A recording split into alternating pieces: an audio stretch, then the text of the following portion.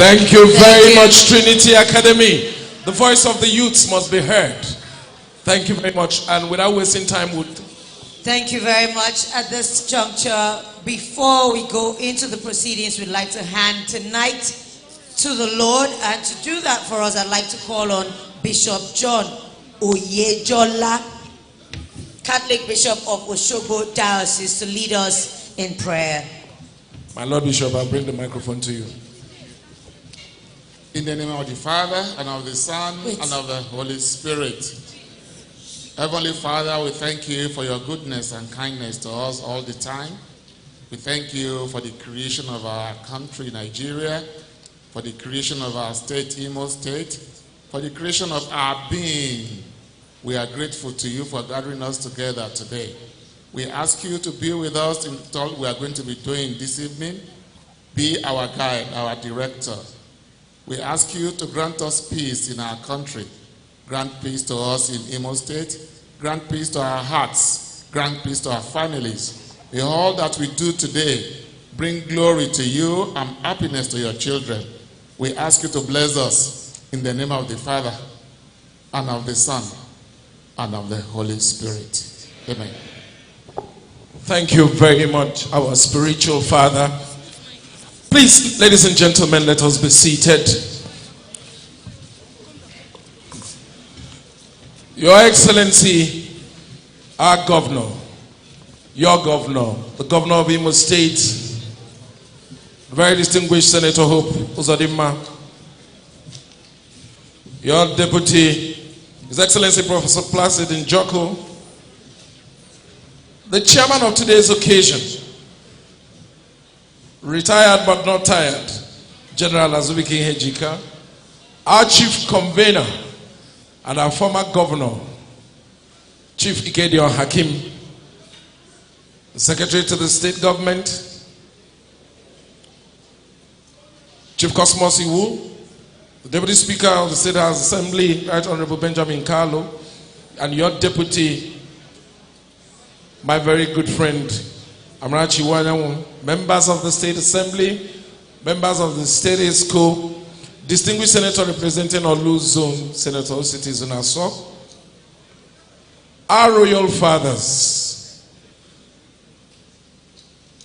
business leaders here today, our traditional rulers, our spiritual leaders, distinguished gentlemen of the press, ladies and gentlemen, please permit us to abridge some of the protocol this evening. Time is no longer on our side. We are here for some very serious business.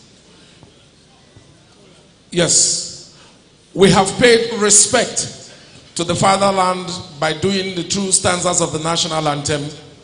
We have also given respect to the Creator by committing ourselves in prayer. It is now time to honor tradition as it is part of our culture in this part of the world, to present kola nuts as a way of sharing communion anytime we converge. So at this point, the convener, His Excellency, please, you can now take kola nut and do a formal presentation. Please, can the kola nut move to... Okay, the distinguished senator. Let me make one microphone available. For those of you who are not from Imo State, it's important that you pay attention to this very special part of our culture.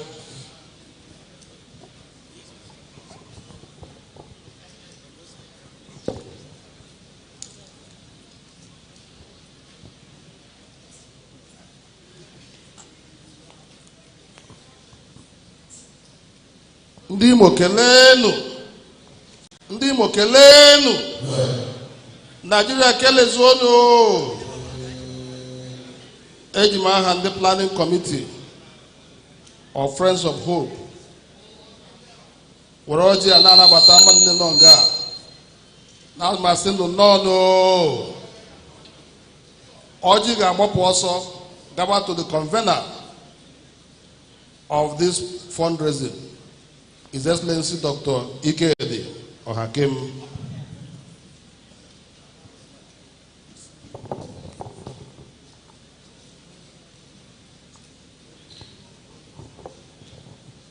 aka na-achị steeti Imo, onye isi ndị eze na ndị eze niile, onye isi oche ihe anyị na-eme taa,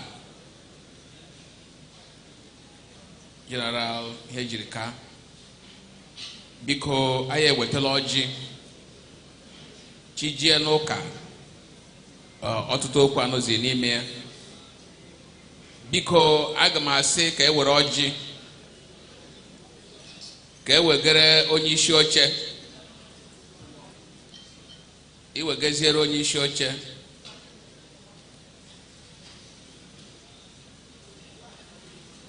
Biko ndị kamera unu ga-ekwe ka anyị hụ onye isi oche, biko nnu na anwụ na o ndewonu.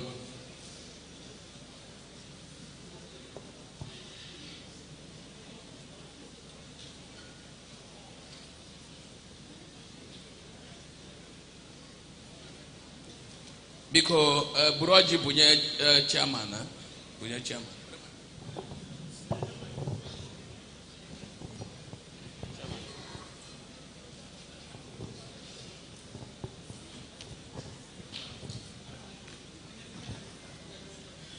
Akalachimo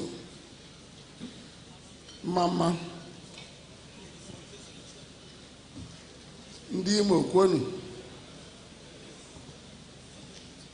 ndị Igbo niile kwenu, ndị Nigeria kwozonu.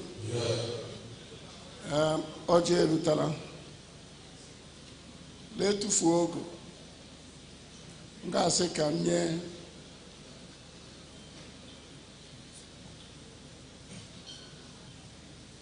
onye isi anyị bụ gọvanọ na-achị Imo,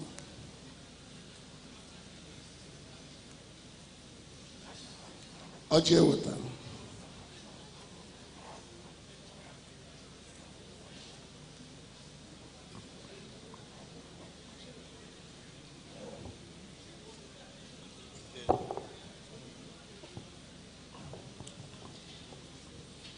The chairman of the occasion, distinguished personalities here present this night, permit me to join the league. Ndeba inde wono ahuna moji ndo yim weta eji nabata ya na mgbede a wee na-asị n'aha ndị mụ na ha soro bịa, anyị ga-eburu ọjị a ka anyị bie ndị nwe ọjị maka ọjị eze na-adị eze n'aka. Ndewono.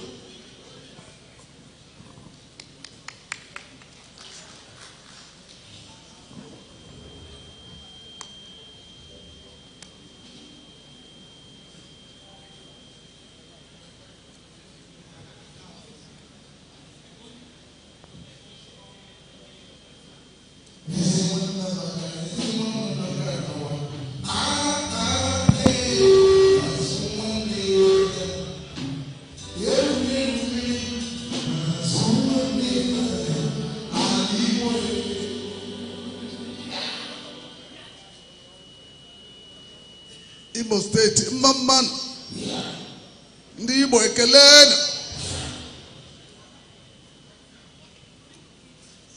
ana m asị ihe nọta ahụ ihe nwanne na nwanne, ihe woji ọganiru, ihe woji nwanne na nwanne, ihe woji ịhụnanya. Ele ebe ndị eze anyị niile nọ, ndị eze unu hụrụ ọjị o, akụda hụrụ ọjị o. Aka anyị nọ n'elu ọjị a asị gbapụ ya ọsọ. Ọkairu iwere n'ọjị obi asị nwanne wewe ngodo maka na ọkịrị na nwanne na-eso maka onye anya nledo. Asị 2 weeks opete erebe ewuzi egwu. Anyị ga-agbapụ ya ọsọ na ịgọzi ya gọzi. Anyị so bụ n'aha Jizọs. Anyị na-ekele Paki Igwe ọgbara nkịta okwu dị n'ọnụ nna nke ịhụnanya. O chiri eze anwụ mgbịrịgba ọyọ o jiri kwube bere atụ. Anyị na-ekele gị nna maka ihe ọma niile ka ị na-ebere anyị ihe niile nke anyị funahara anyị kemgbe afọ anọ taa ọlọchighacha n'azụ anyị sị anyị na-ekele gị ịhụnanya ịhụrụ ndị Imo ka i jiri nye anyị ezigbote nwa gị dị mma ka ọ bịa zọpụta anyị n'ụmụ ihe n'ike pekatara anyị so todere n'afọ nsọ gị taa anyị anọkọkwana na nga ọ bụrụ na ị kwadoghị anyị ga-anọkọ ịhụnanya ka anyị jikwuru n'udo ebe a taa na-asị gị bịa were aka gị doo jaa ihe ele anyị na-eme ebe a ka anyị mee n'udo na ọṅụ imechara anyị umere nne nwa nọ na-ete ntere o mee apụmpie umere nne nọ na-etekwana ntere ọ tụla ya elu maka na igwu fetara akụma o ruola amagụ ihe anyị kwuru ọdọdụ nga taa agwụla agwụ ọtụtụ ikpe a na-anọ n'osisi akwụ ole esogbu onye nwudere ekweghị ekweta na ana m asị bịa gọzie anyị gọzie onye isi anyị iwu His Excellency Distinguished Senator Hope Uzodimma ọnwa oyoko gọzie ndị isi anyị niile iji gbaa ya gburugburu ndị isi otiga aka dowere anyị n'Imo steeti gọzie ndị eze niile ihe anyị na-eme nga taa awụ ihe ọganiru ihe anyị nọ nga awụ 4+4 ọwụrụ 8 were anọ tiga na anọ akwa asatọ anyị si nnụnụ bere pụrụ n'ala ebile na mkpụrụ ọkụ nga ahụ ọ nọ ka ọ nọ Chukwu bịa dara ekele gọzie anyị chaa ka anyị taa ya ka ọ dị anyị mma n'ahụ site n'afọ nna na nwa na mmụọ nsọ.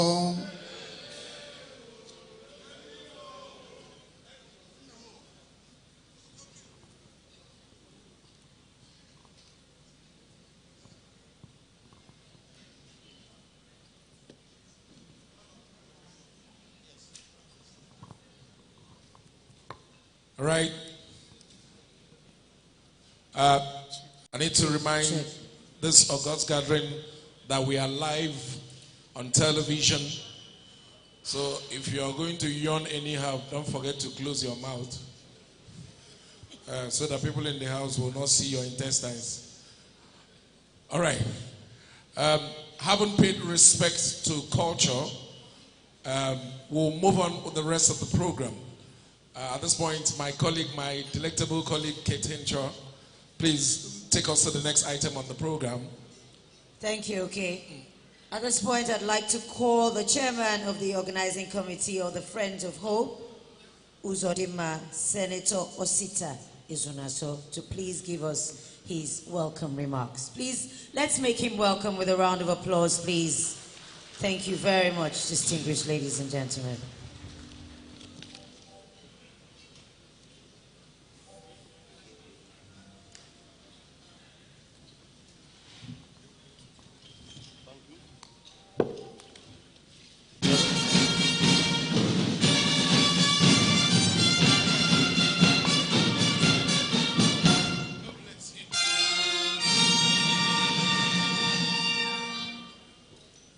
Your Excellency, the Governor of Imo State, Senator Hope Uzodimma, Your Excellency, the Deputy Governor of Imo State, Professor Placid Njoko, the National Chairman of the All Progressive Congress, represented by the Deputy National Chairman of APC, Chief Emma Enuku, the Deputy Governorship candidate of APC and their husband, the convener of this event, His Excellency Governor Ikedo Hakim, our chairman,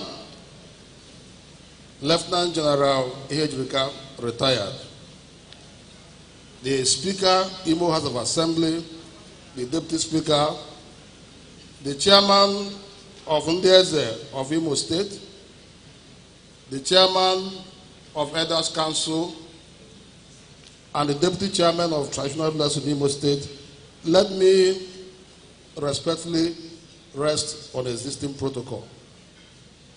I'm glad to stand before you this evening as Chairman of the Planning Committee for Friends of Hope, Uzodimma for the fundraising of this governorship election coming up in Imo State on the 11th of November 2023, which is barely 2.5 weeks now. You can see that the die is cast. The planning committee thought it wise to do a fundraising to support our brother, our governor, our father, a man who has done well for Imo State. I'm personally convinced that Governor Hope have done well for Imo State. I'm convinced that he has brought development to Imo State. I'm convinced that he believes in human development capital, and he has done that. I'm convinced that he believes in infrastructural development, and he has done that. And I believe that he deserves to come back for a second term. And if you do so believe, as I'm convinced, can you give us a very big round of applause?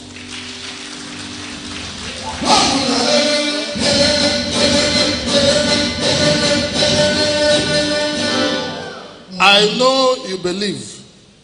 I know you are convinced. If you are not convinced, you won't be here tonight.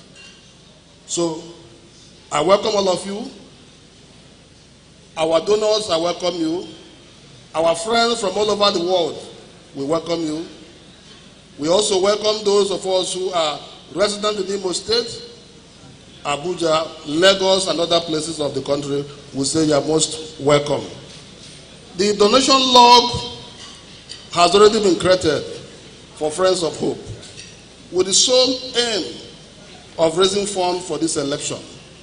Magarandi was the gidigidi hu ugweze. And the umona wugini ike.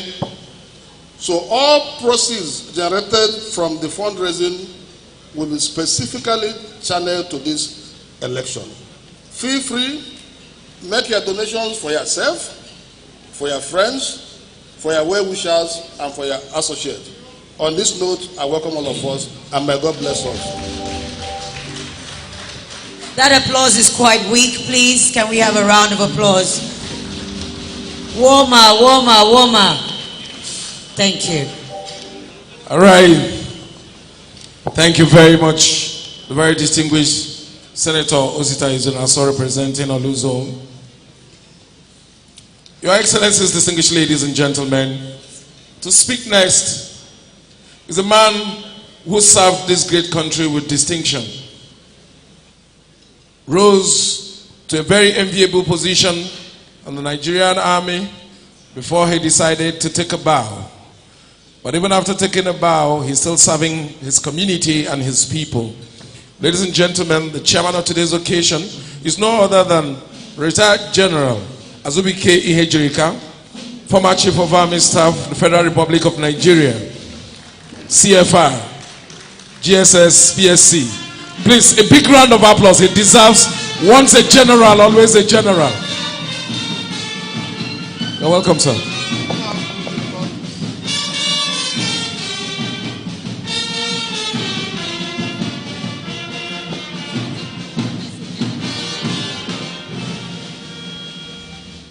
Thank you.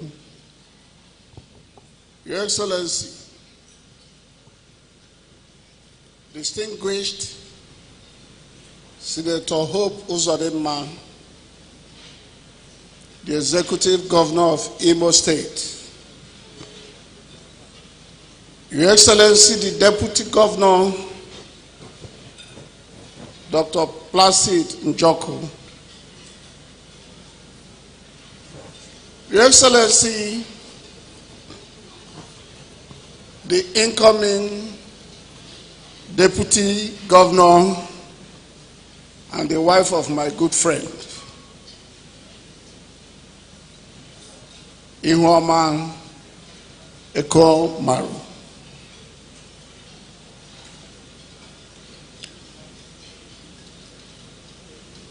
Ndieze, Your Excellency, the former governor of Imo State, who incidentally is the convener of this event, Dr. Hakim.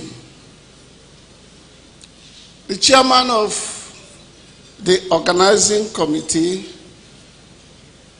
who has done a great job in bringing all of us, friends of Mr. Governor, together. I'm advised, and I will also advise, that I cut down on protocol so that we get going with the business of the day,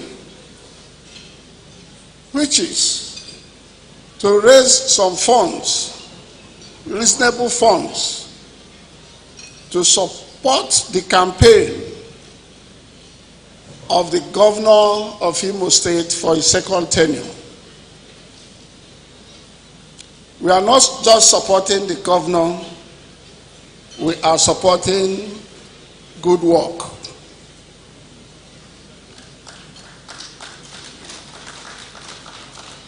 It's not all the friends of the governor that are here, but I'm aware that there are many more whom, after hearing what has happened tonight, we send their financial support or moral support to this great cause. So I want to implore the organizing committee to extend the fund appeal to those who are not here, so that they can be part of this great event.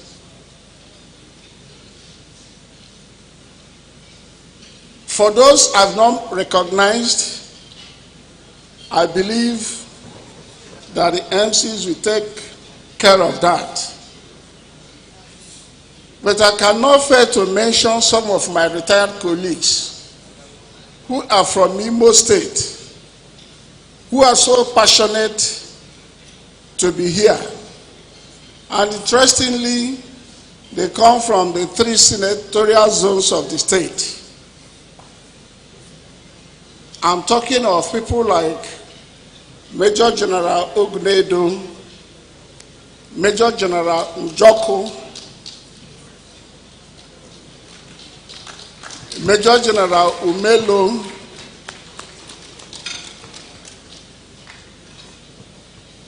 Air Commodore AK,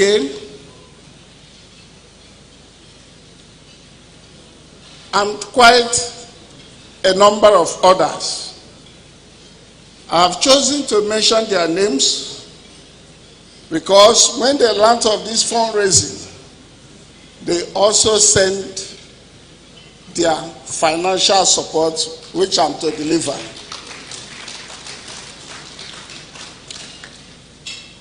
They actually sent a total of 5 million naira.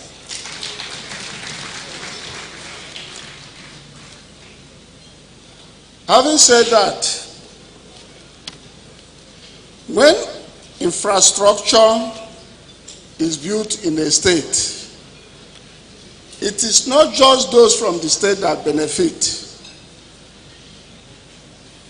Few years back, it took close to 2 hours to come from Okigwe to Imo to Owerri here. But today, I did it for 20 minutes.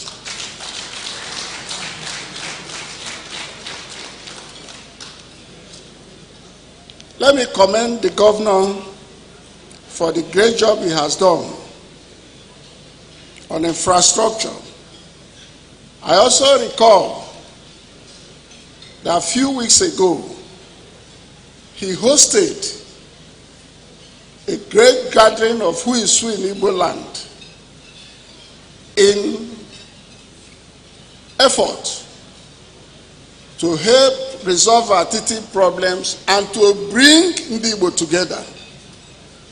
I think this is the aspiration of every well-meaning Igbo leader. I therefore call on all of us who have come here, please don't look back. Donate generously. It will go into fuel, it will go into publicity, and ultimately victory will be his and ours. In Jesus' name. Thank you all, and God bless you all. Thank you very much. Thank you, sir. Please, another round of applause. The chairman did justice to his opening remarks. Indeed, Aliye Jakta A, like Senator Osita said, the die is cast. We all know the reason why we're here. You are eating, you are drinking, the doors are locked, no escape. Yes, I was told to tell you that as soon as they serve the food, nobody leaves this place without donating. We have well-wishers in the diaspora and would like to hear from them. So please, even as you eat, direct your attention to the screen as we hear the goodwill messages sent for His Excellency, Governor Hope Uzodimma.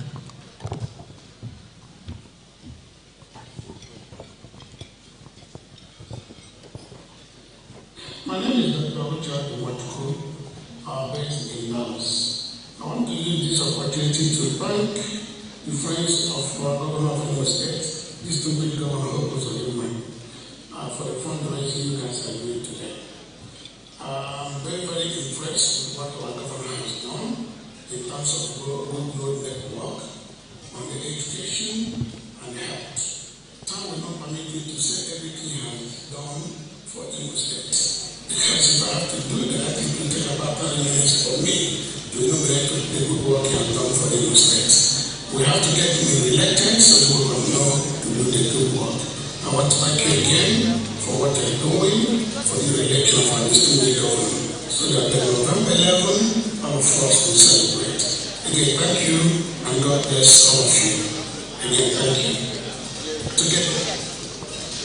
Hello, my name is Chief Doctor Owerri, and I'm a family physician in the diaspora. I'm originally from Owerri, and I come to you. I thank you all for inviting me tonight. At this special fundraising that are organized by the friends of His Excellency Governor Hope Uzodimma, we gather here with a shared goal to support a leader who has shown unwavering commitment to the progress and prosperity of Imo State. As we look forward to the upcoming election on November 11, 2023, we stand united in our belief that Governor Hope Uzodimma has indeed done well. His tireless dedication to the development of our great state has resulted in this good result. Under Governor Hope Uzodimma's leadership, we have witnessed significant strides in education, healthcare, infrastructure, and economic empowerment. His visionary policies and programs have touched the lives of Imo community and residents alike. Tonight, as we come together to show our support, let us remember that our contributions will not only ensure the continuity of progress, but will also strengthen the foundation for a brighter future for Imo State. Let us stand firmly behind Governor Hope Uzodimma, for he has proven time and again that he is the leader who not only promises change, but delivers it. With your generous donations, we can amplify his efforts and propel our beloved state to even greater heights. Thank you, and let us march forward in unity, confidence, and hope as we embark on this journey towards securing the hope of the Together, we shall continue to build Imo State Government. We have all Thank you. All right. Thank you very much. Time will not permit us to capture the highlights of His Excellency's accomplishments in the past few years. But ladies and gentlemen, permit me to just present a glimpse of some of the things that have been done as we still keep our attention on the screen for this very brief documentary.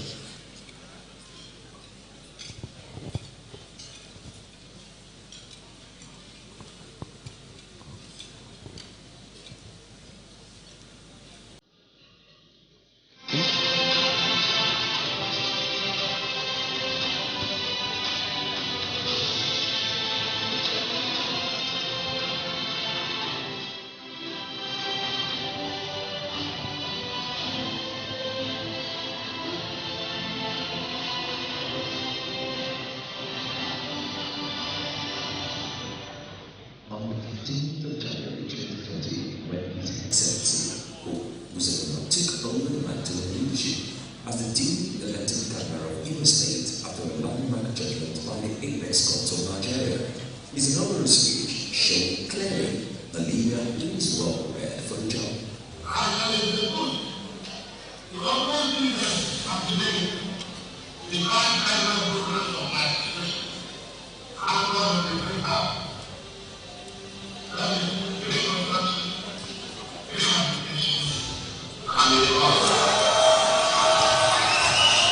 On the bedrock of his shared prosperity administration and 3R mantra of reconstruction, rehabilitation, and recovery, the government has been able to put Imo State back on track.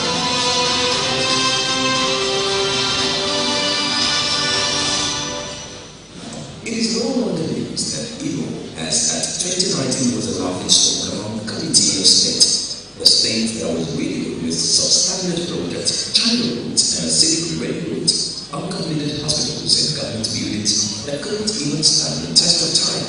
Governor Uzodimma, upon assumption of office, prioritized infrastructure development in Imo State. Under his leadership, numerous road projects have been completed, enhancing connectivity across the state.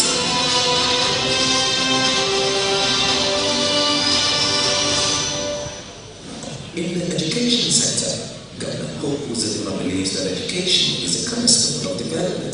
His administration has revamped and revitalized the educational system, providing better facilities and resources for students. Several schools have been rehabilitated, and a scholarship scheme has been initiated to support indigent students in their pursuit of education. The Ben Owerri College of Education, Uzodimma, has received a facelift. For over 8 years, medical students at the Imo State University Teaching Hospital were unable to graduate because of lack of accreditation. But under the first 2 years of Governor Uzodimma, they were fully accredited and graduation was made possible. Due to the governor's wisdom and closeness to the power at the center, Governor Uzodimma used his good office to attract the upgrade of the Owerri College of Education to a university standard, as well as upgrading the federal medical sector to a federal university technology Owerri Teaching Hospital. The governor also established the Imo State University of Agriculture and Environmental Sciences with campuses in Owerri and Owerri communities.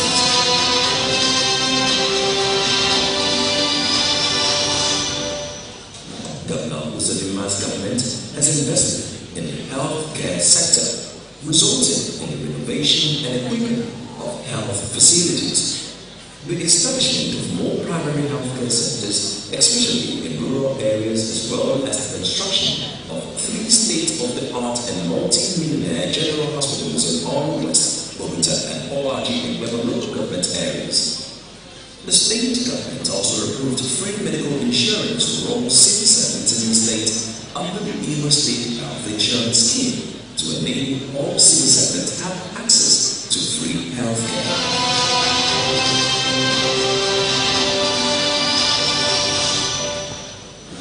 Agriculture is the key driver of economic growth in Imo State.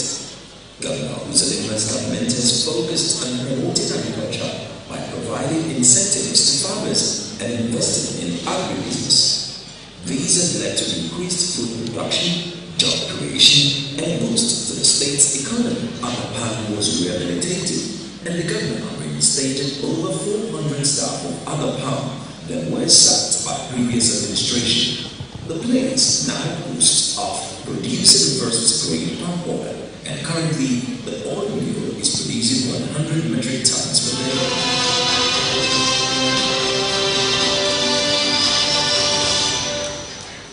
Security is paramount to development, and without security, there can't be development.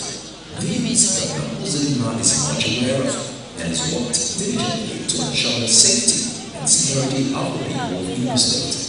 His administration has provided support to the security agencies and implemented community policing initiatives, which have contributed to a more secure environment. Not minding the politically motivated insecurity in the state, the Uzodimma-led administration has partnered robustly with security agencies in the state to ensure that the people is secure and insecurity is brought down to its level. All right. Gentlemen, please a round of applause. You know, I did say before I played that documentary, when we had our little review, the documentary was so long that if we kept playing the list of accomplishments, we won't leave here. All right? So we'll have the full copy of that documentary.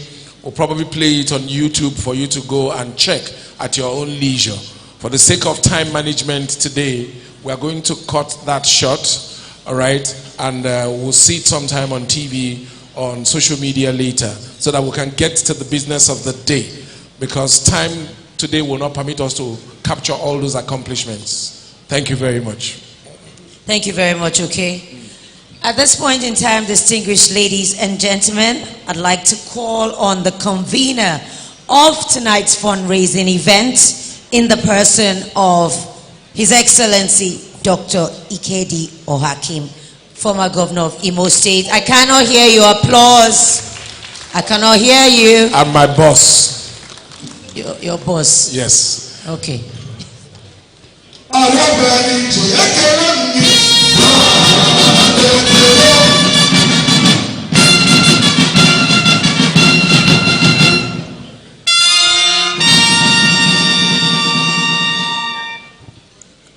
Your Excellency, the Governor of Imo State, distinguished Senator Hope Uzodimma, CON, for want of time, I'd like to stand on the already established protocol. Your Excellency, I have decided to put up a small note here which has encapsulated why we are here. It is important that I state how delighted I am to be here today, even though that will be an understatement. Indeed, for me, this event is very significant in history. Events such as this compel me to give thanks to God Almighty for His gracious gifts. I am humbled by the turnout today in spite of the short notice. I thank especially the chief guest of honor, the chief guest of honor today is our governor, Senator Uzodimma, and the First Lady, Barrister Chioma Uzodimma. I thank the chairman of the occasion. I thank the special guests. I duly compliment the chairman of the organizing committee. It is with gratitude to God Almighty that I greet you all. Why are we here? Why are we here? We are here this evening for 3 reasons. The first reason is that we are friends of hope, not friends of his office. We will remain his friends even after he had completed his 8 years as governor of Imo State, while friends of office will fly away the way they come in. Secondly, we are here because our chief guest of honor, Governor Hope Uzodimma, has done well.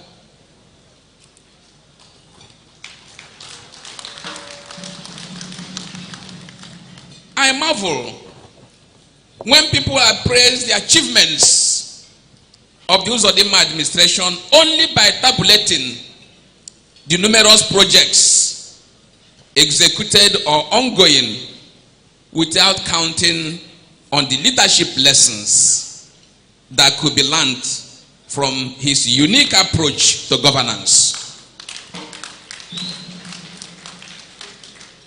Tenacity is an intangible attribute of Hope Uzodimma. 3 leaders in history illustrate the importance of tenacity as an attribute of leadership. They are Winston Churchill of Great Britain, Charles de Gaulle of France, and Konrad Adenauer of Germany. These 3 giants demonstrated tenacity when their countries were devastated by World War II. They taught their people how to rise up after a fall. Thirdly, we are here because we want to be part of history making. Anybody that is not here today cannot be part of history making. We are here to lend support to the man of the moment, our friend Governor Hope Uzodimma. We have come to say we are with you. We appreciate you and that you are not alone.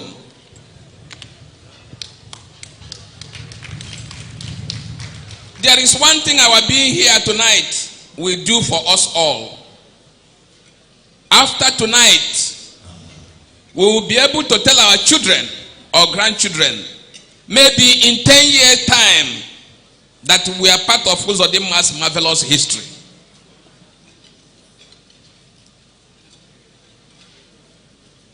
We have here seated, Your Excellency, representatives of Friends of Hope from Canada, South Africa, Ghana, Malaysia, United States of America, China, and so on. They are all seated here, Your Excellency. We have here, for example, the young businessman who couldn't be dissuaded to abandon Imo State. He has just commissioned the newest and the best hotel in Owerri, Imo State. Your Excellency, we have also here a whiz-kid, a Lagos-based businessman who has just completed a chain of factories in Mpitolu local government area, which is expected to be commissioned any moment as from now. Is going to give employment to more than 300 Imo citizens. We have a large delegation from Ghana seated behind you, Your Excellency. We will hear from them soon. We have not come here to dramatize. We have come here to add value to friendship. We have come here to support the truth and to let the truth loose. According to St. Augustine, truth is like a lion. You don't have to defend it. Just let it loose and it will defend itself. The truth is that Hope Uzodimma has done well. It is a fact that cannot be overlaboured that before Uzodimma's emergence, Imo State economy had been diagnosed to be HIV positive and was allowed to slip into full-blown AIDS The truth today is that Uzodimma's administration has professionally managed it with antiretroviral drugs and ingenious social engineering. Our friends have come from all over the world to say, Jishike. Every era, distinguished ladies and gentlemen, has its own metaphor. The Uzodimma battle with insecurity and the punching below the belt by opposition reminds me of the touchy story of Scipio Africanus, which I read in a book I picked from a bookstore at the JF Kennedy International Airport during one of my trips to New York, on accounts of its rather long title. The title of the book is Hannibal and Me, What History's Greatest Military Strategist Can Teach Us About Success and Failure, written by Andres Clot. Scipio, a military strategist who by his mid-30s had vanished the invincible, subdued Rome's deadliest enemy, conquered Spain and Africa, and won Rome's struggle against Carthage, thus becoming the single greatest Roman who had lived. As usual, his road to success drew a lot of enemies. People were determined to take him down by enemies.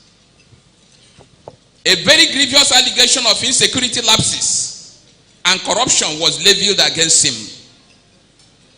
As his brother Asiaticus stood before his accusers in the Senate and held up the war campaign book account to defend him, Scipio got up angrily, took the paper out of his brother's hands, tore them to pieces, and threw them on the floor. He wanted to show that this sort of forensic bean counting in the political context and at his age was beneath him. Scipio could not, in his wildest imagination, comprehend the bitterness and pettiness of a few envious senators. Their refusal to see the big picture and sympathize with the large, indeed epic vision for Rome to which Scipio dedicated his entire life. He became depressed, and his cavalier nature notwithstanding, he yielded to bitterness. We are here to encourage our friend, the governor, to continue to work hard for our people in spite of the pull him down syndrome, or what I have always called the Nshiko mentality of our people. Continue to show love, Your Excellency. Show love to all and malice to none. Justice, peace, care, and service to humanity without bitterness like Scipio. It is our prayer and the wish of every right-thinking Imo citizen that Hope Uzodimma gets his second tenure. That will be better for Ndimo. That will be better for all of us. Which is why we are here. Your achievements are like gold. If anybody likes, let them pour them acid. They will not rust.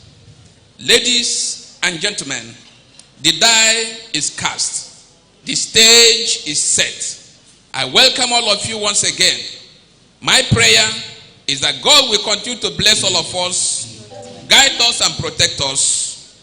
The road may be rough, but our tomorrow will be crowned with successes. More especially on November 11, 2023, because we all know that Hope Uzodimma is in the hands of God. God bless you all. I think the applause should be louder than that. I believe we should keep clapping till he returns to his seat. What an amazing. Yeah. Keep right on searching till I find. Okay. Thank you very much. An exceptional and awe-inspiring keynote address by the convener, His Excellency Dr. Ikedi Ohakim. Yes, he has, Kate, I can confess that His Excellency, the former governor, has always been an eloquent gentleman. That was how he convinced me in 2008 to come back to Imo State and be his senior special assistant on entertainment industry matters. Kate, I came back. I thought that serving your people is as easy as serving people in the entertainment industry. But when I came here, it shocked you. I realized that one of the most difficult jobs you can do is to serve your people. Yes, I now saw clearly why it was written in the Bible that a prophet is without honor. Yes, I was okay Bakassi, world-class entertainer before I came here. Kate, when I came here, I became part of the problem. Kate, I was managing my life with my small resources, but when they gave me appointment and gave me official car, everybody started coming to my house to bring invitation to be chief launcher. On small allowance that government was paying, I attempted to resign 2 times. They resisted me. They say, you are not going anywhere. Kate, the experience I gathered, I'm very grateful because even Harvard cannot teach that experience. Yes, I learned how politics is played in Nigeria, and I was even motivated by His Excellency to go and run for House of Assembly. So I moved from state level to local government. Then my people now finally showed me last card checkup. Yes. They welcomed you. I lost money, I lost weight, I lost reputation, and I ran away back to my industry. With your tail between your legs. But you remain okay, Bakassi. Yes. And I went back to what I know best. And when they started calling me again, under one governor that left, that caused so much problem here. Do not disturb is what you say. DND. When they called me again to say, we need you to come and serve again, I said, we're going to enjoy your service. Where are they? They me good for body. Yes. Yes. That's the soundtrack. Kate, if you see me before and you see me now, you know what I'm talking about. It is not easy to serve. Having said that, Your Excellencies, distinguished ladies and gentlemen, we are ready for the business of the night. The die is cast. Yes. The stage is set. Exactly. You know, friends usually hope that their friends succeed. But tonight, friends of hope have decided that they are not going to stand on the sidelines and watch. That they are going to support in words and in action. That they are going to rally behind their friend. And as His Excellency said, he said they are not friends of his office, that they are friends of hope. And you know, you and I, we are friends. We are friends of hope, not friends of his office. Yes. We are not even members of his party. We are not at all. But we are here because we are his friends. Yes, thank you. So without wasting time, we are going to go into the business of the day.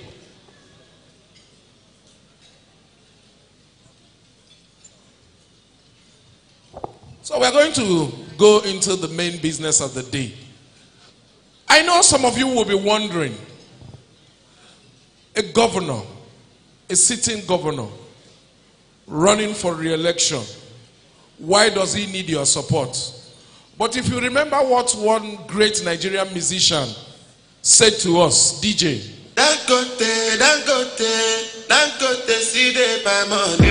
Thank you. When I hear him. He said, Dangote see they find money. So that is to say, everybody needs help. No matter if the Africa's richest man still needs support, then we must support His Excellency. To flag it off, I need to bring back my former boss. Your Excellency, we are getting into the money part, and I'm sure you want to give us some direction before we proceed. So we do not speak amiss. Yes, we'll have to invite you back the monies that give us can be pointers. brought. Ladies and gentlemen, please, if your hands are free, one more time, please help me appreciate this gentleman.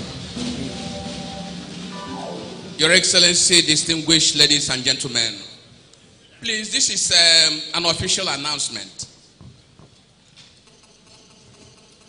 We are not unmindful of the Electoral Act. We are not collecting donation from individuals. We collect your donation with your friends. If you are an individual and you want to make donation, we don't expect you to make any donation more than 1 million naira. If you come with your friends or your friends sent you, you can make donation of 100 million, provided you make the donation with your friends. It's very important you note it. It's very essential. We have to obey the laws of Nigeria. But if everybody, because of crowdfunding, pays 1 million, and we have 1 million people paying 1 million naira each, we can put the money in other things other than the election. So please note that individuals are not expected to make donation of more than 1 million. If you are making any donation more than 1 million, it must be either with your wife, it makes 2 million, you put your son, you can make it 3 million. If you have 5 sons, you can make 5 million plus your own, it becomes 6. Please note. Thank you very much and God bless you. Yes. And if you want to do more than 6, assuming your family, you have 6 members, and you want to do like 10 million, you just add them, like, 10, 1, 1, 1, 1, 1, like, like.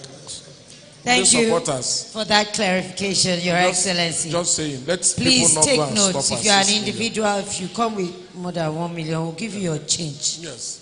Kate, I'm not in the mood to give change. No, we have to give change. We are transparent. I will help the person add the other members of his family. Okay. Yes. No, I'll leave it to you. There are other family members that you don't know you have sometimes. Okay.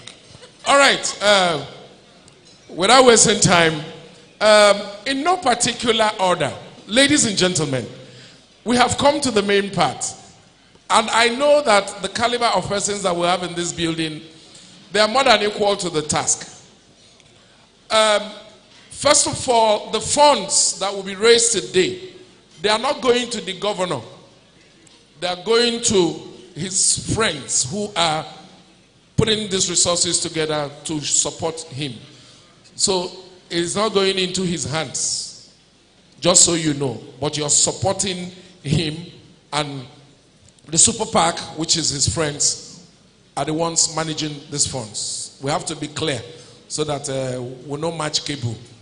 Having said that, please do not be stingy with your donation.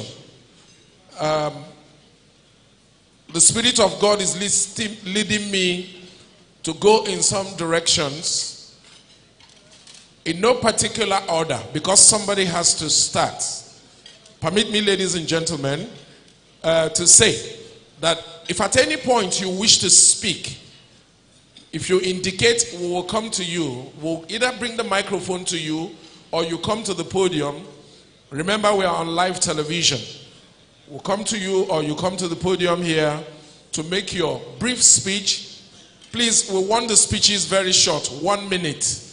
I would not want your speech to be longer than the amount that you're going to donate. Yes, please. You understand?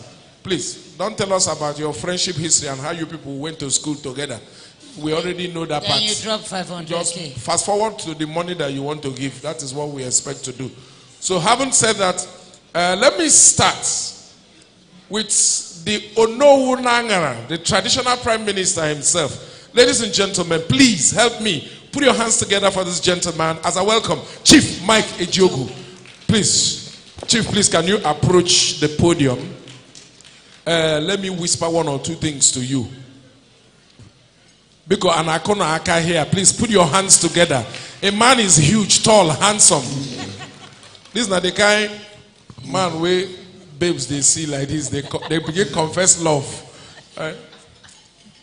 Your Excellency, distinguished Senator Hope Uzodimma, Executive Governor of Imo State, my mentor, and my advisor. All protocols observed. I am High Chief Mike Ejiogo Ono Wangara, and the CEO, City Gate Homes in Abuja, and my friends from Abuja. We are about 8 of us who are from Imo State doing business in Abuja, and we love what His Excellency is doing, especially the infrastructural development in Imo State. We equally want to be involved in the development of Imo State. His Excellency, we pray that you carry us along in the development of Imo State. We shall join you and bring real estate and other industries in Imo. That is why we want to support you to continue the good work in the next 4 years. We therefore, on behalf of myself and my friends, we shall support your re-election with the sum of 20 million. Thank you. Thank you very much. Thank you very much. Short and sweet, straight to the point, 20 million. Kate, by take away from that speech, his speech lasted less than 2 minutes. Less than and a he minute. and his friends did 20 million. Yes. That means like 10 million per minute. I'm just trying to measure, get within the gauge, so that anybody will exceed, take notes. Or when they plan to exceed 2 minutes and we won't do less than 20. No, we'll cut him short. Change. Give change. All right. Okay, so, I hope there are women on this list, because they say what a man can do, a woman can do better. Yes. So I don't want the women to fall my shoulder. There are powerful women on that table. I've seen them. I know one or two. Yes. Very powerful women. And beautiful. These are billionaires and beautiful too. Yes, very important. So when a woman is beautiful and powerful, money is not their problem. Come on. The one where they no get, men go give them. It's okay. Continue with your list. I'm just saying. I'm not supporting you. Well, it's okay. All right. There's a very good friend of mine. He's here. Like I said, please, it's not my... If you need to speak at any point within the time we are allotted, please indicate we'll come to you. Don't wait for me to have to call you, because I may not remember all of you by your names. But I know I cited the mayor of Wangele. Ladies and gentlemen, please, if your hands are free, can you help me put your hands together for John Bosco? Dr. John Bosco, please, can you help me put your hands together as he comes forward, Pico? Please, can you, you have to say, even if it's one small thing, before you, I know he's calculating whether he's going to speak for 2 minutes or 3 minutes. You can speak for 4 minutes, though, if you just do the maths. Your Excellency, Senator Hope Odidika Uzodimma, the man that has made us all proud as Imolites. Let me just key into the existing protocol established here this evening. We are not unmindful or oblivious of the electoral laws, and as such, we are going to be very modest with pronouncements this evening. But be that as it may, I represent a very large family in Imo State. Very large indeed. The Ozibu dynasty is traceable to 1834, immediately after the emancipation of slavery. The records are there. So on behalf of that very large family and over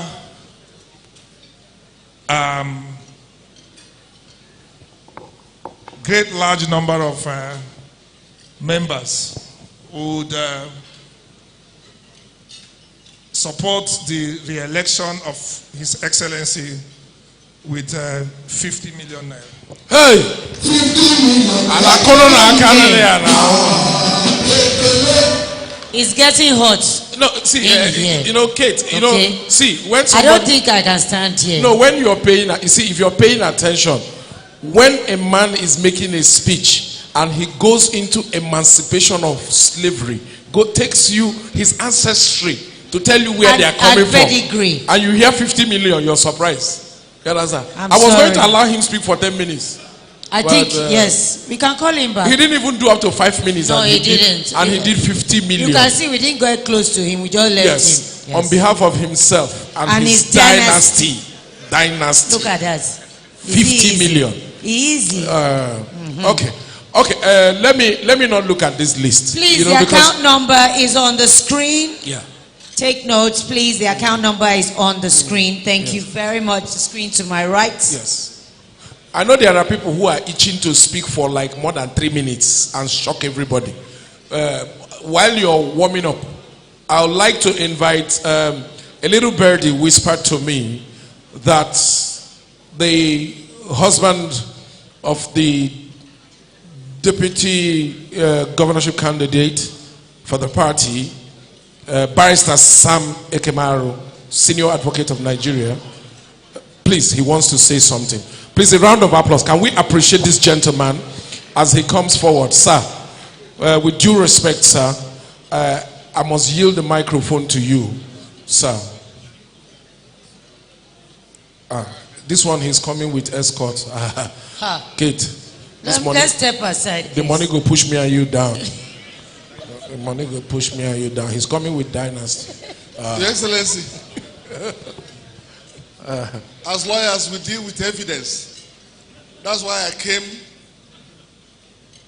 with my wife, which is one person, my first son, second person, and my son, really, because Kosi is my son. That's 40 million already. Now, wow. So, you can see it's spread out. Now I have provided at least some evidence. I can now comfortably announce a donation of 10 million naira to this effort. Thank you very much. I want to use this platform to thank you, our governor, for choosing my wife to run with you. In all my life, I have never seen this type of magnanimity. I made some effort at the time to run for governorship of Imo State, and I know how much it cost me just to attempt. Only to wake up one morning at no cost, you decided to pick my wife to run. Only God will continue to bless you. Only God will continue to support you. And I know you mean well for Imo State. I know you mean very well for Imo State. Your second tenure, because I know God has already granted it, you will enjoy your second tenure. And I want to announce it because the whole world is watching me. As far as I'm concerned, you can do no wrong for the rest of the time God will give me an opportunity to breed. I'm grateful to you. My entire family is grateful to you. And we will support you. We will support you. You took the best from our family. This woman has blessed my family immeasurably. 2 of my sons are lawyers and one is a medical doctor. We have 7 grandchildren from this young girl. And I want to thank you. Thank you. Thank you so much. Thank you. You almost entered 3 minutes. Then you got almost. God bless you, sir. And I must point out, sir, that you are a good man. Yes, I was just going to say. You are a good man. Not just that His Excellency picked your wife, but for you to also grant permission for her to run. That it comes from a good place. He deserves a round of applause. Yes. He deserves a round of applause. Yes. I have friends. Any one of them now might say, allow me, your wife, to run. You no go agree. Run where? I don't even know. It depends. I don't even know where we are running to. Just. I don't know, but it's okay. Let's keep the ball rolling. Yes, we'll keep the ball moving. I like the way we are going. Let us keep it like that. There's a gentleman here. In fact, when I was recognizing people, earlier before we started, his name came a couple times. People kept bringing me his name. I said, I've recognized him, but the name kept coming. So I think this will be the time to now announce him. And I'm hopeful that he will surprise me. Ladies and gentlemen, please, if those hands are free, let me invite Sir Bennett Wokejobi. Please, a round of applause for Sir Bennett. Please put your hands together. I encourage him wherever he's seated. Please, can you come forward quickly?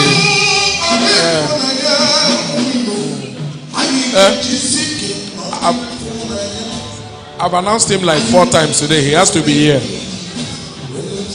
Where is he?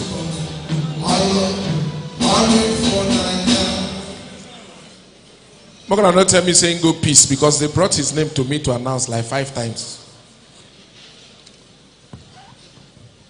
Can somebody help me? Somebody search the restroom, please. Check the restroom. Tell him that I'm calling. Bring him outside.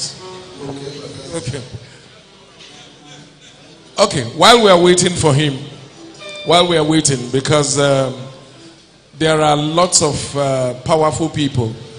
I think it's only important that Kate, I believe in women empowerment. Yes. Me too. I'm a supporter of women. Yeah, because the African woman has never disappointed. It was Eleanor Roosevelt, the former First Lady of the United States, who said that a woman is like a tea bag.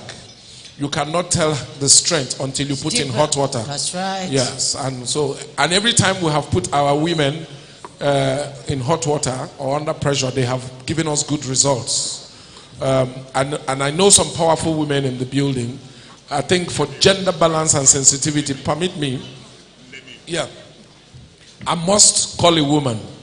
But before I bring the woman up to speak, permit me to invite a man who, for as long as I've known him, has been active in the construction sector in Imo State, been a part of constructing so many important projects. Ladies and gentlemen, please, a round of applause for Mr. Malcolm Lemibo. Please, a round of applause. Yes. Please, can we clap for him? That is not big enough.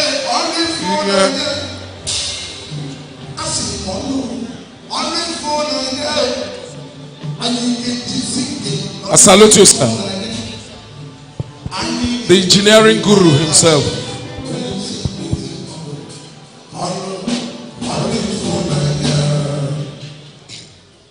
Ndimo obi dememma ta. I am part of the people who said Onwa will be governor, and it happened. Today, I am the president of Mbike People's Assembly.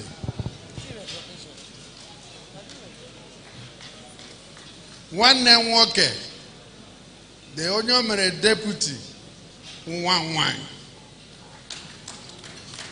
Eso going to have the angata. So in them Mbike Nonga, Professor Placid Njoko, Chavon. Welcome back from the live telecast. We'll now continue with our regular programs. Stay tuned.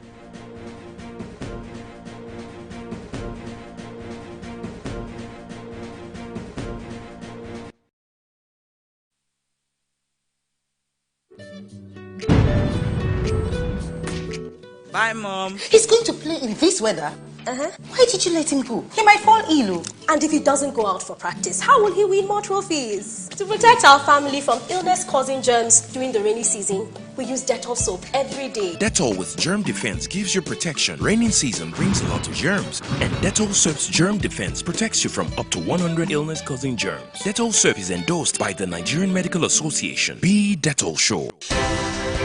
At TVC News, wherever the big news story is happening, we're geared up to break it. TVC News, first with breaking it.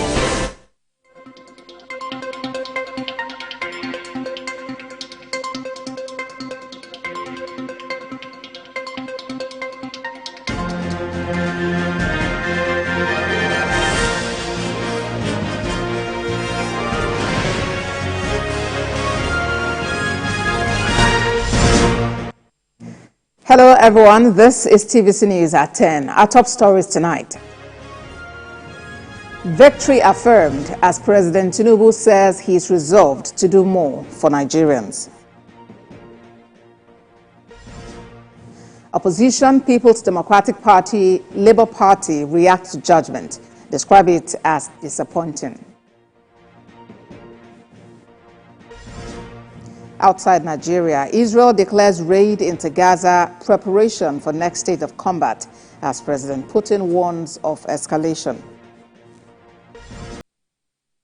We begin TVC News at 10 with the reactions from President Bola Tinubu after the Supreme Court affirms that he was duly elected as President of the Federal Republic of Nigeria. Our State House correspondent Femi Akonde captured the celebrations at the moment in which the judgment was pronounced in his favor. 2022 and the Independent National Electoral Commission announced. I've started from day one to work hard, regardless of, the court cases, okay? And just strengthen my resolve to do more. A challenge of this nature and a future of this nature is more work, and more hard work, more dedication. Just appeal to the sense of patriotism of Nigeria to have a change of mindset. Let us be positive about our country, be ready to contribute in all ways possible. There's no promise of El Dorado from day one. We're all in this boat of diversity. A member of the same family, living in the same house, but staying in different rooms. And it is important that we recognize that we have no other country but this one. So we better be committed to it, not for the sake of our own self-aggrandizement. Our commitment to the values, the creed of dedication, patriotism, and commitment to the value of this country. Live now is Femi Akonde, our State House correspondent. Femi, the mood at the presidential villa has been upbeat. Let's dwell on what the president's speech was all about. It was quite short and precise. Yes, indeed, Abosede, the president was also excited about the judgment delivered in his favor by the Supreme Court of Nigeria. He was a bit anxious, from the videos we saw when he was watching that judgment as it was being televised live on TVC News and other national TV stations. He watched every bit of it, a bit anxious, I would say, but eventually he was relieved to hear the judgment to be delivered in his favor. To him, this means, like he said, it's kind of energizing for him, and it also indicates that moving forward, the wheel of governance will begin to run very fast. He would now focus more on achieving the renewed hope agenda of his administration, upon which he campaigned. And, we also saw a lot of visitors come in from all walks of life to congratulate President Bola Tinubu on his victory at the Supreme Court. He also called on all Nigerians to line up behind his administration and ensure that it succeeds. He says he's committed to delivering good governance to everyone from all walks of life, irrespective of their tribe, political affiliation, or faith. And you know, this period for the presidency would also mean that they would have enough time now to focus on governance. The distractions are over, and now,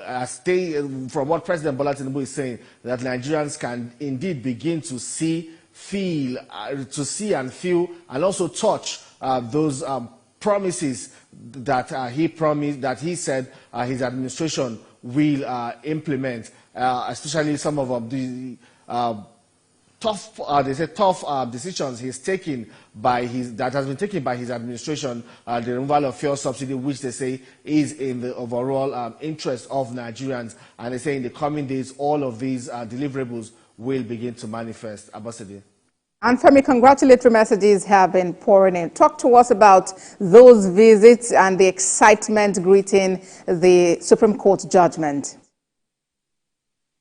There has been a lot of messages, congratulatory messages coming in, not just from the ministers, the governors, even from around the world. We have seen a congratulatory message from ECOWAS. We have seen from some other international organizations congratulating President Bola Tinubu on his victory at the Supreme Court. And this also shows that, yes, indeed, this government is legitimate, and it also indicates that the country is a good place for them to come and do business, because it shows that there is stability, political stability, because that is one thing investors look for in a country where they intend to invest. We saw the speaker, we have seen governors, we have seen senators all coming to the villa to congratulate President Bola Tinubu. But well, let's listen to this. Let's watch this package and see the collection of people who have come to congratulate President Tinubu.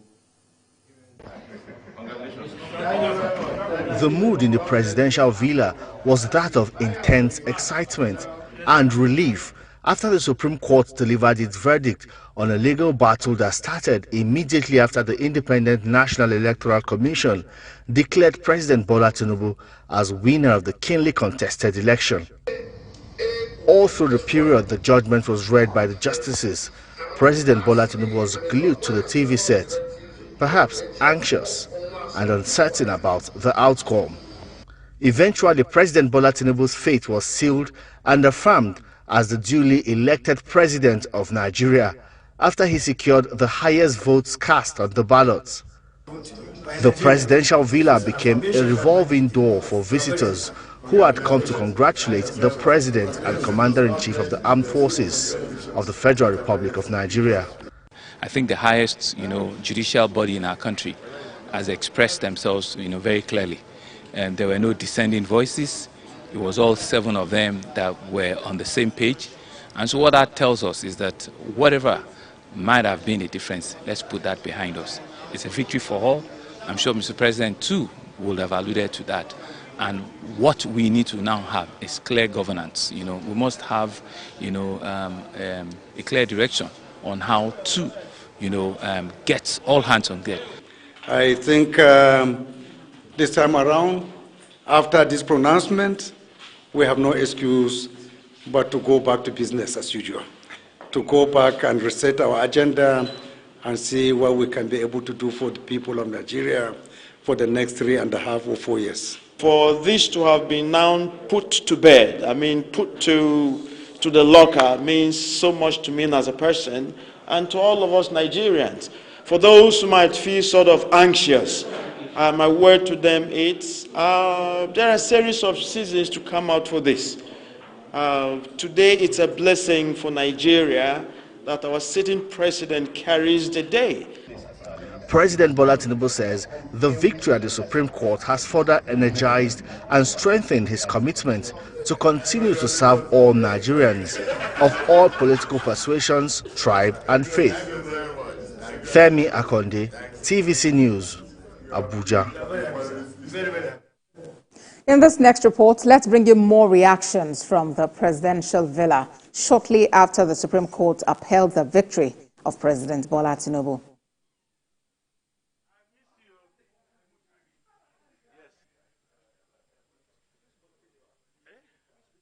We want to say we thank today. It has given us again a direction so that we can face governance.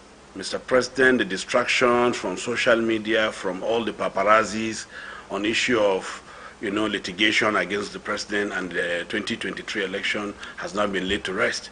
So as a governor and as a government, we are delighted that this has happened, and we are also felicitating with the president on this victory. State Governor Umaru Bago felicitating Bola Tinubu on his victory at the Supreme Court. The governor says the victory is for Nigeria as a nation, and it will give room for the president to focus on his development agenda for the country. Some lawmakers. We are very happy and elated. He won the majority vote in Nigeria. Well, some lawmakers have described President Bola Tinubu's victory at the Supreme Court as victory for the people. They congratulated the president and urged him to extend the olive branch to former Vice President Atiku Abubakar and former Governor Peter Obi. The legislators, including Speaker Tajuddin Abbas, said the entire judicial process further confirms and solidifies the rule of law in Nigeria. We expected nothing short of that. We are very happy and elated. He won the majority vote in Nigeria. He won majority votes in over 24 states. So equity deems that he should be sworn in and defend. He's defended all his cases. He's won. It's equitable. We're happy. Mr. President has his own agenda. He came with the issue of renewing hope. All he needs from Nigerians, prayers for him to deliver. And we believe in him, he's going to deliver. Atiku is a statesman. Obi was a former governor. They should work together. What they are fighting for is the interest of this country. What they are fighting for is the progress of this country. And I think if that is what is in their hearts, if that is their major belief, they should come together with the president and let's move this country forward. Let's now bring you details of the judgment of the Supreme Court earlier today as captured in this report by TVC News' Celestine Iria. There must be an end to litigation, and this is the end for the appeal filed by Labour Party and its presidential candidate, as well as the PDP and its presidential candidate, as the Supreme Court is the final arbiter. Of course, our justice system says he who alleges must prove. And today, the Supreme Court held that the Labour Party and the PDP failed to prove all the allegations they have made against the president's victory in the last presidential election. Firstly, the court ruled on PDP's interlocutory application to bring in new evidence to prove its case against the president. The evidence was President Tinubu's Chicago State University certificate, which they had obtained from the US. The court held that it cannot be assumed that jurisdiction can be conferred on the court by parties. The court cannot invoke Section 22 of its Act after the 180 days for the trial court to deliver judgment has lapsed. A petitioner cannot amend its petition after the 21 days allocated for filing petition has lapsed in line with Section 134 subsection 7 of the Electoral Act. The court subsequently declined jurisdiction and dismissed the application. In the main appeal, the court held that a petition seeking to nullify an election on grounds of non-compliance must establish it. The appellant abandoned their duty to prove non-compliance. They relied solely on INEC non-transmission of election results real-time. The failure of IREV does not stop the collation of results. The unavailability of election results on IREV cannot be a ground for which an election can be nullified. On the issue of 25% of votes in the FCT, the court held that there is nothing wrong with the Court of Appeal's decision on this issue. On the PDP's allegation that the president did not win 22 out of the 36 states, the court held that they failed to produce alternative results. The Supreme Court adopted the position held in the appeal filed by the PDP in the appeal filed by the Labour Party.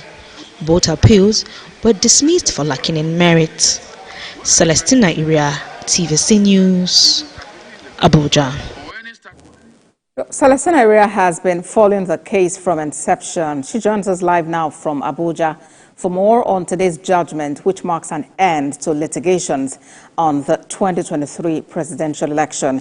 Celestina, one resounding message has been that this is an end to litigations. What really is the import of this statement? It is the end because the Supreme Court is the final arbiter, and we also call it the apex court. So whatever decision or judgment the court has delivered today, the parties must be bound by the judgment. No matter how aggrieved or unsatisfied or unhappy you are, the Supreme Court is the Supreme Court. And it is a unanimous decision or judgment. We recall that the justices of the Court of Appeal, 5 in numbers, the justices of the Supreme Court were 7 in numbers. The Court of Appeal's decision was unanimous. That of the Supreme Court is unanimous. Because if the Court of Appeal did not do justice, we would expect maybe we will see a dissenting judgment from the Supreme Court. But it was a unanimous judgment. So it is the final arbiter, and whatever the Supreme Court has said or is saying stands. So what it means is that President Bola Ahmed Tinubu can now focus on governance. It is not mediation where you say, okay, they can come to a compromise. No, this is litigation. So if there will be reconciliation between the parties, it's left for them to reconcile. But as it stands, no matter how unhappy you are, you have to abide by the decision of the Supreme Court. Judiciary correspondent Celestine Area for us in Abuja. Thank you, Tina. You're watching TVC News at 10. There'll be more after this break. Please stay with us.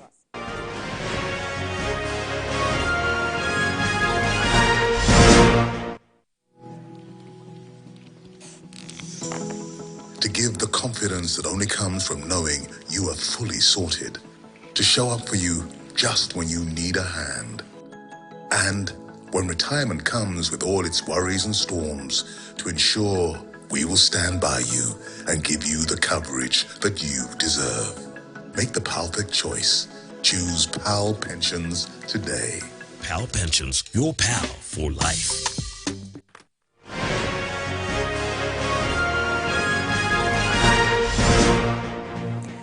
Thanks for staying with us. Here is a reminder of our top stories. Victory affirmed as President Tinubu says he is resolved to do more for Nigerians. Opposition People's Democratic Party, Labour Party reacts to judgment, describe it as disappointing. Outside Nigeria, Israel declares raid into Gaza, preparation for next state of combat, as President Putin warns of escalation. Following the Supreme Court judgment, the PDP says the nation's electoral system is not credible and it is focused on entrenching it. TVC News' Habib Alawal tells us more.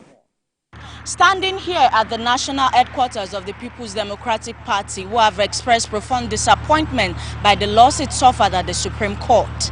The Supreme Court upheld President Bola Ahmed Tinubu's victory and dismissed PDP's Atiku Abubakar's appeal.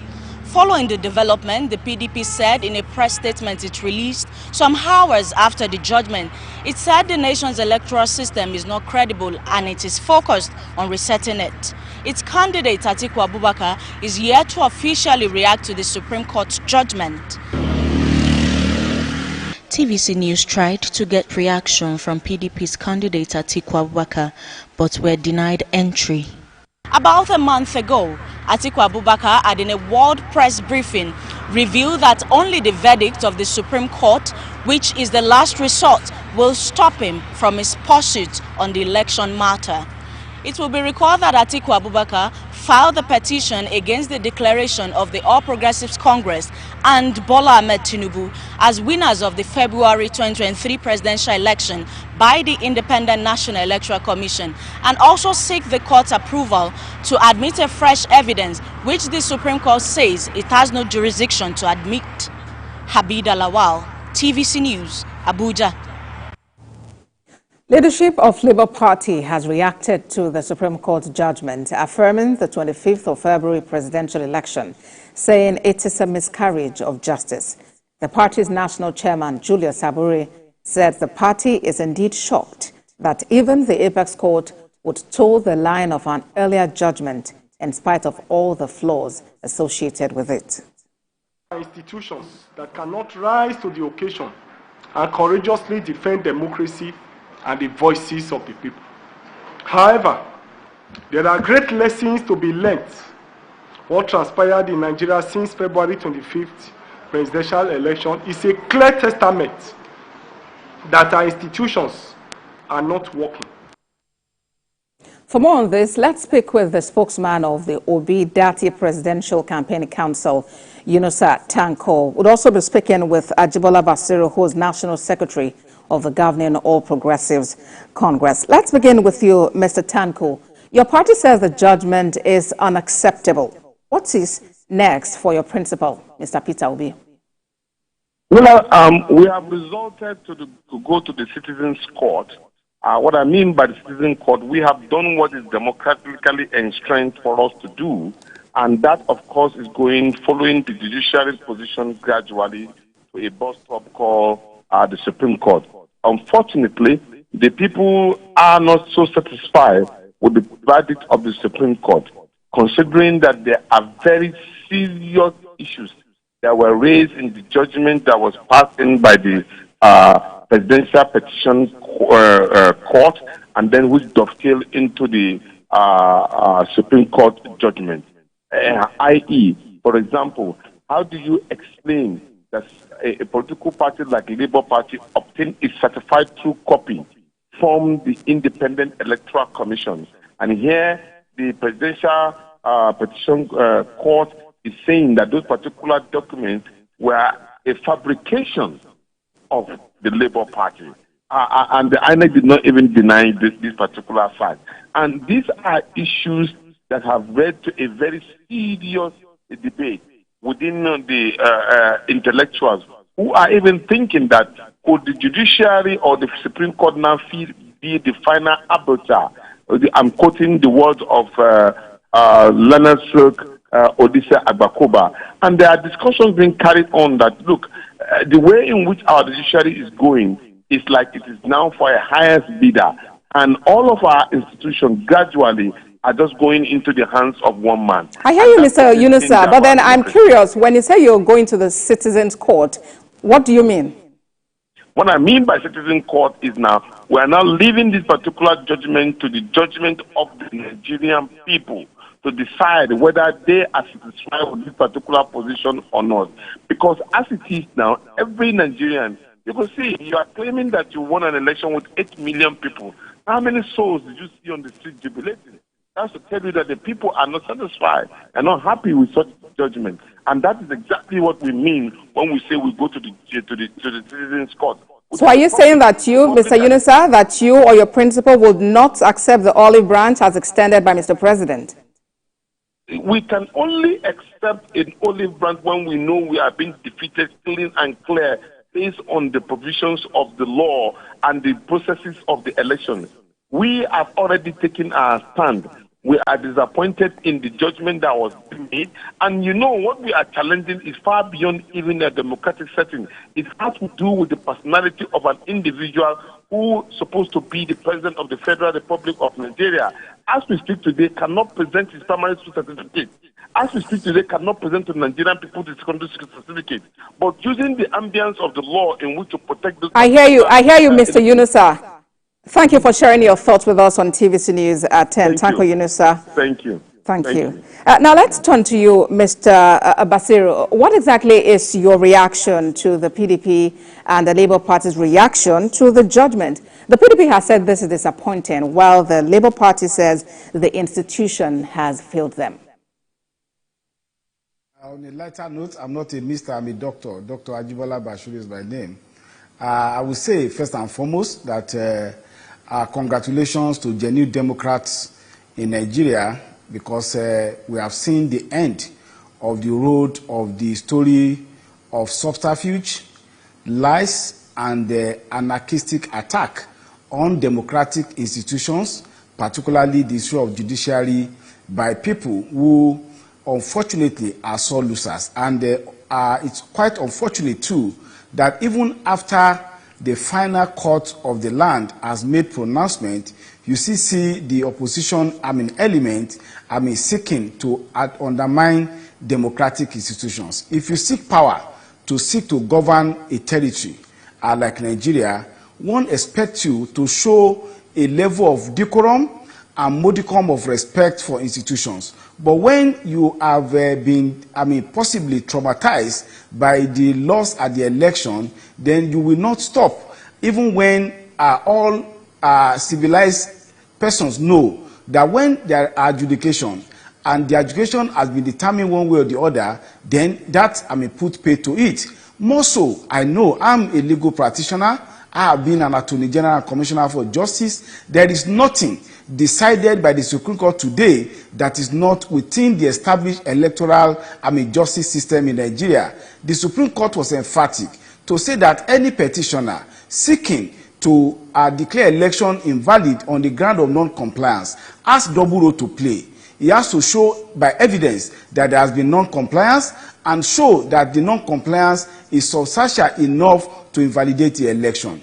You also have to call evidence of polling agent. More than 90% of agents called by both the PDP and Labour Party were shown to be collation agents, and some most substantial number of these agents were not even filed together with the petition within 21 days as expected under the law. It's not the job of the court to seek to make a case for you if you have not been able to take the benefit of what the law has provided to ventilate your grievance. Please don't undermine institutions, because these institutions are not just for some of us who are here today, but for the future Nigerian people. All right, then. From the results, the Labour Party and the PDP vote put together are actually more than that of the APC. Does your party have plans to retain power? I mean, should the two candidates come together in future elections? We must put this election, 2023 election, within the historical context. This is the second time in the history of Nigeria that you have three candidates from the three major ethnic nationalities in Nigeria. The first one that occurred was during the 1979 election, and the winner of that election won with about 31.3% of the total vote cast in that election, and you can check. In this election, our party and our president, Bola Ahmed Tinubu, won with about 36 or so percent of the election. That's even an incremental on what was the last election that was fought along ethnic religious line and with three pronged candidates in that contest. So I would say that the election should not be seen from the context of the Labour Party scored this, the PDP scored this, but that the majority of the votes were given to our party, and 24 states clearly our state won in 24 out of 36 states. We are definitely relying on the Renew Hope agenda and the fact that our president is working assiduously on the economy, on infrastructure, and on welfare of the people. And we believe that the track record of Asiwaju Bola Ahmed Tinubu and the work of our party leaders in various spheres would speak for us in the oncoming election. All right, then. And now that litigations are over, I'm wondering what your message to Nigerians is at this time. Our message to Nigerians is that they should show understanding that our president and our party is a reformist party.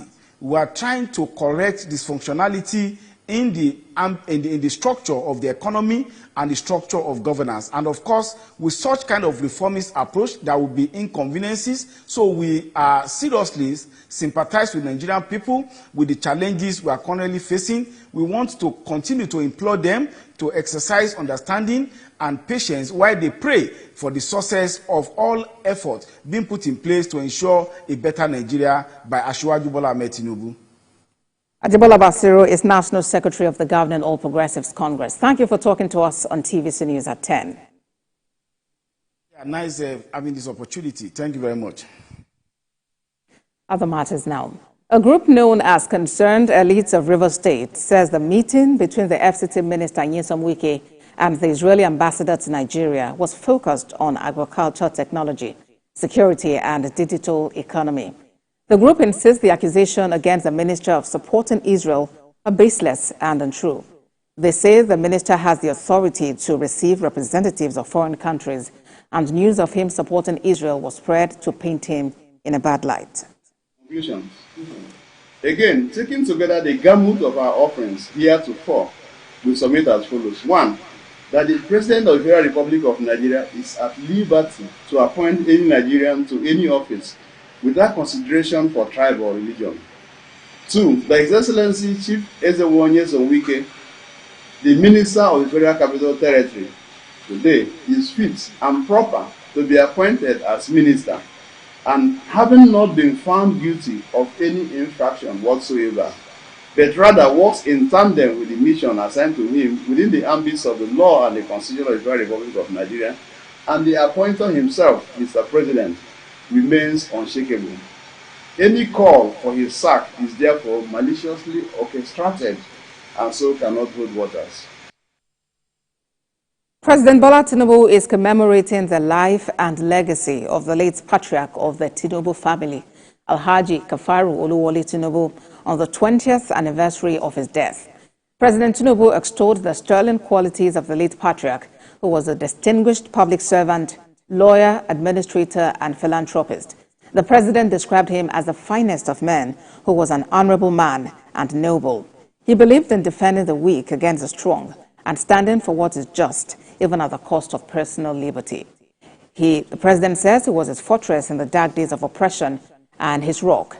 The president recalled the invaluable advice, support, and guidance the late patriarch provided him when he served as the governor of Lagos State. The convener of Christ Compassion to the Rural World Foundation, Pastor Matthew Ashimolowo, says all is set for the outreach and mega crusade program holding at the Ikorodu area of Lagos from the 6th to 11th of November. The clergyman stated this in Lagos at a media briefing held on Thursday. The president and senior pastor of the Kingsway International Christian Center, KICC, leading some strategic planning committee members of the foundation to the venue of the briefing. He says it's been his heart desire to make a difference, and the people of Ikorodu are about to experience raw compassion, not just in words, but also in deeds. After a lot of prayer, I felt God wanted us to now step out and do Christ's compassion to the rural world. My first priority is Nigeria. So the first one is the surgeries. The second one is the nightly crusades and nightly ministering to people. 8 a.m. on Wednesday to 2 p.m. Thursday, same thing. Friday, same thing. We would be distributing to people. On Saturday, Ikorodu Igbogbo Stadium will become a hospital. According to him, a lot has gone into planning the crusade and outreach program. Went to the Oba of Igbogbo, also he received us greatly. Then went to His Excellency, the Executive Governor of Lagos State. We have about 17 committees. Every of the committee is chaired by a person in the Ikorodu Igbogbo area. We believe that we're not supposed to just be throwing food and things around at people. We're doing it out of a compassion for people and compassion for Christ. We have 50,000 1 kilo bags of rice, 50,000 1 kilo bags of beans, 50,000 1 kilo bags of gari, 10,000 sachets of salt, 10,000 sachets of sugar, megaphones. We have so many clothings. But what arrangements have been put in place for security and crowd management? We'll be bringing like 5 different ambulances that will be stationed at different spots in the stadium. And they are new and UNESCO compliant. Then it was time to take journalists on a tour of the warehouse where the items to be distributed are stored. And in a couple of days, all these items will be moved for onward distribution. The project is a personal vision of the man of God aimed at reaching out to the less privileged in the society. Ashimolowo and other great men of God and ministers to bring God.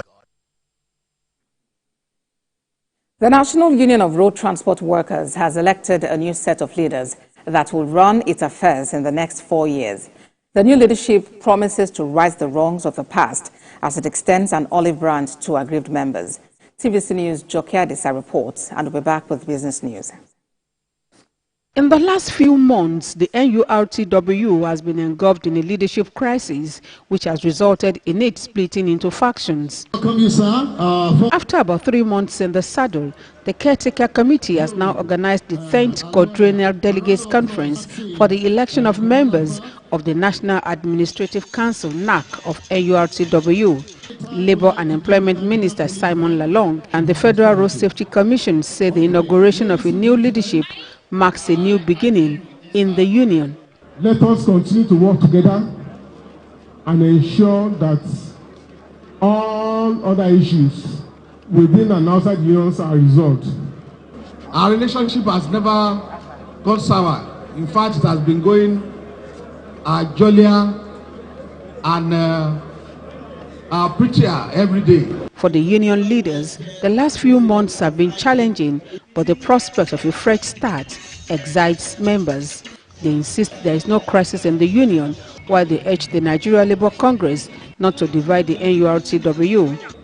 If there is any problem in any union, the right thing for them to bring the two parties together and ask them what is the problem and toe the line of the truth. One of the first assignments I carried out as the chairman of the committee was to ensure the lifting of suspension placed on our Lagos State chairman, Alhaji Musliu Akisoya. The delegates' conference ratified the 4 recommendations put forward by the Secretariat. High point of the conference is the swearing in of a new set of leaders from 5 geopolitical zones, leaving out the Southwest, where the presidency is zoned 2. I appeal to you all to give us immediate support to extend. To anyone who still does not believe in our struggle, who is dividing his loyalty and commitment, I appeal to you to catch your teeth with your tongue. The delegates' conference grants power to the new administration to review workers' salary, which was done last in 2007, and to reshuffle and create new departments for better service delivery. Joke Adisa, TVC News, Abuja.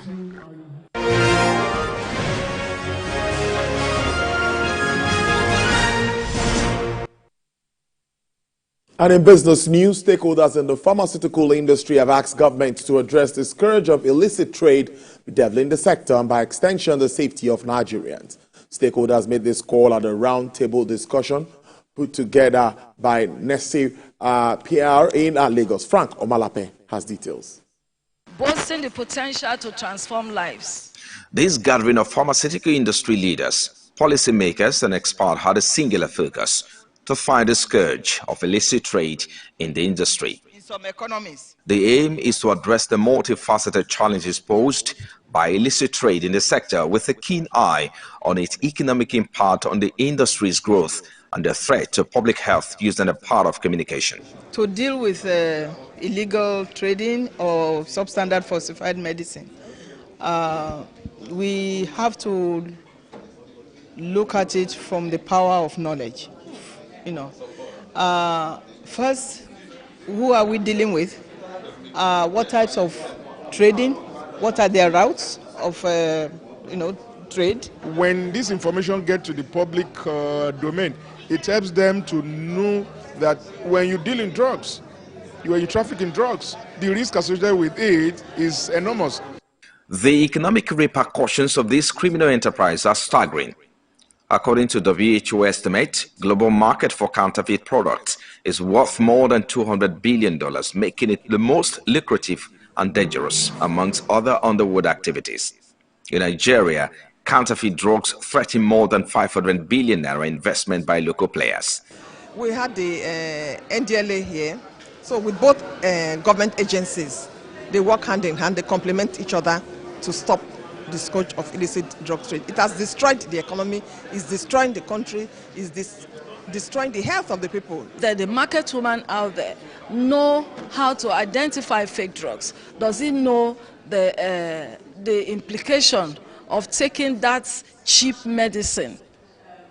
So this is the reason why we brought this to the fore, because our human capital is the most important capital we have. With discussions centered on the economic impact of this scourge on the industry and the society at large, all stakeholders will have to work together. First, it is crucial to deploy communication as a tool for awareness and empowerment across the pharmaceutical ecosystem. And secondly, the government must strengthen the regulatory frameworks and enforcement mechanism to curb this menace. Frank Omalape, TVC News, Lagos. And to foster collaboration and tackle infrastructural gap, Governor Babajide Sanwo-Olu of Lagos has called for an integrated West African capital market to put an end to infrastructure deficits across the country.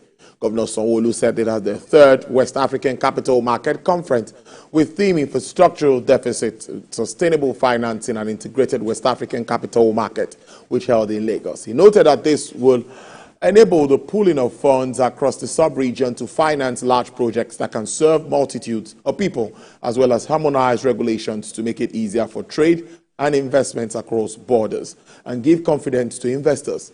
Director General of the Securities and Exchange Commission and Chairman West African Securities Regulators Association, Mr. Lamido Yuguda, wants West African capital markets to attract institutional and retail investors across member countries and broaden the range of capital market instruments and issuances for funding private and public enterprises and infrastructure across the region.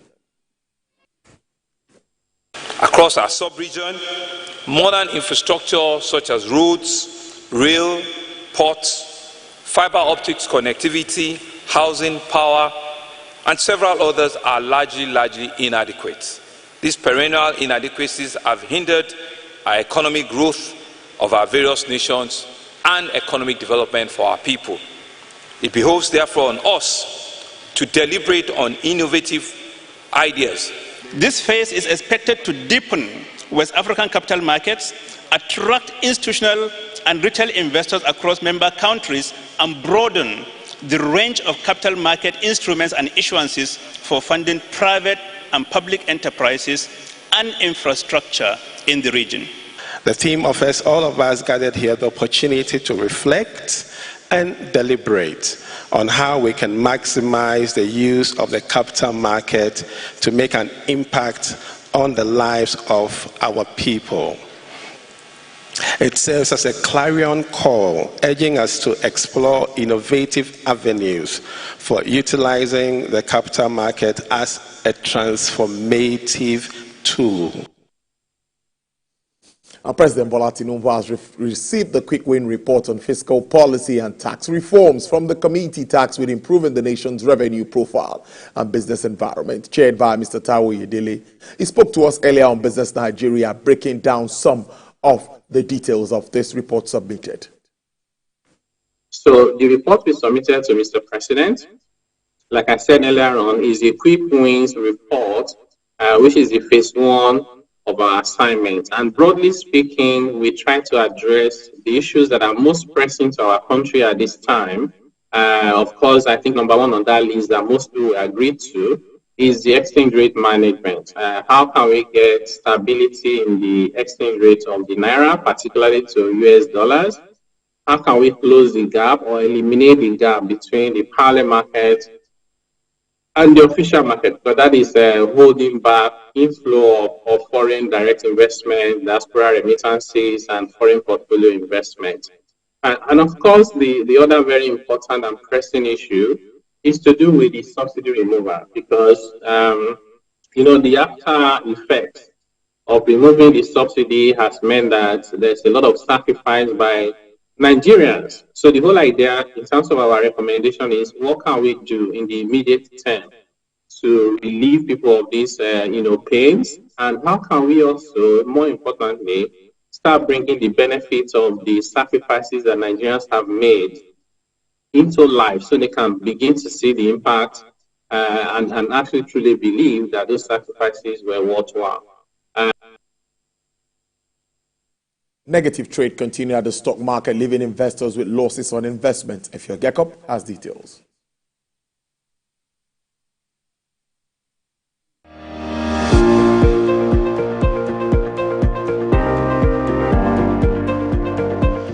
Investors playing the stock markets further recorded losses on sets of securities in their portfolios. It happened as stock price corrections remained unfocused as fears of poor economic conditions forced many stockholders to stay longer on sales windows. MTN Nigeria was the biggest loser at a whole percentage point, followed by GT Holding, CWG, Fidelity Bank, and Keveson Aviation.